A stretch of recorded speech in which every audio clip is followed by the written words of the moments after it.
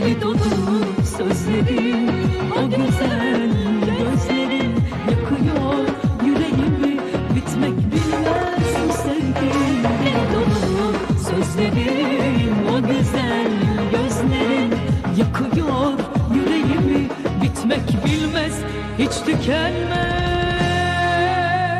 Sana olan bu sevgi emrine amadeyim.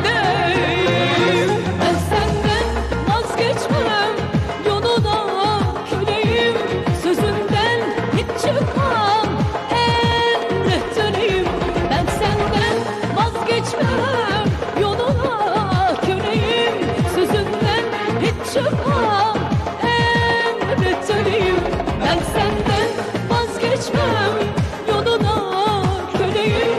Sözünden hiç çıkmam, emretteneyim. Ben senden vazgeçmem, yoluna köleyim. Sözünden hiç çıkmam, emretteneyim.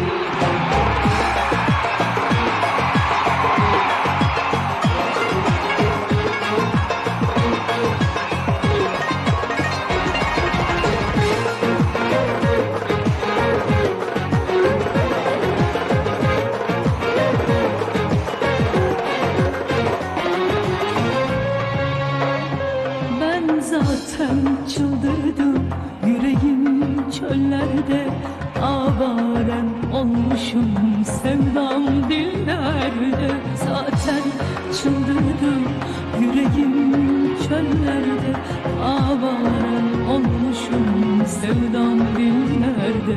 Deli dolu sözlerin, o güzel gözlerin yakıyor yüreğimi, bitmek bilmez bu sevgin. Deli dolu sözlerin, o güzel gözlerin yakıyor yüreğimi, bitmek bilmez, hiç tükenmez.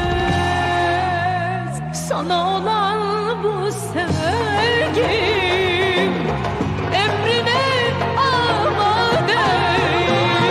Ben senden vazgeçmem, yoluna köleyim.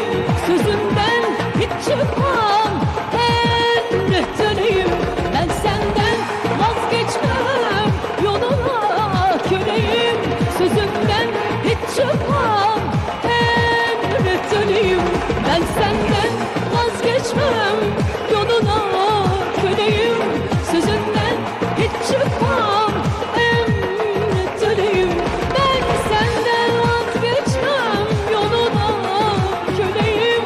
Sözünden hiç çıkmam, emretteneyim. Ben